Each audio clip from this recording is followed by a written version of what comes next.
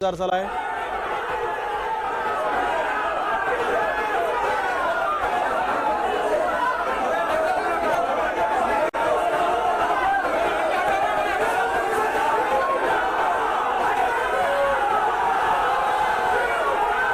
तर ही दृश्य आपण बघतोय मुंबईतली आहेत। वरळीमध्ये ठाकरे सेना आणि भाजपमध्ये वादाची शक्यता होती आणि आपण बघतोय आता हे कार्यकर्ते जे आहेत ते आमने सामने आलेले आहेत। वरळीतली ही दृश्य यावेळेस पोलीस या कार्यकर्त्यांना आपण बघतोय की कशा पद्धतीने नियंत्रण मिळवण्याचा प्रयत्न करतायत। कामगार युनियनवरून वातावरण तापलेलं आहे।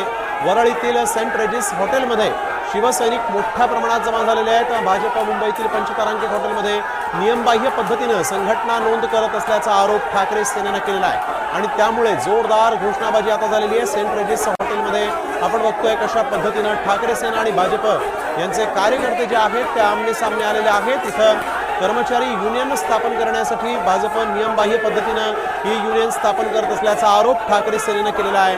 पंचतारांकित हॉटेलमध्ये नियमबाह्य पद्धतीने संघटना नोंद केल्याचा आरोप करून या ठिकाणी आपण बघतोय ठाकरे सेनेने गोंधळ घातलेला आहे आणि भाजपचे कार्यकर्ते आणि ठाकरे सेनेचे कार्यकर्ते इथं आमने सामने आलेले आहेत। मुंबईतल्या वरळीमध्ये वातावरण तापल्याचं दिसतंय।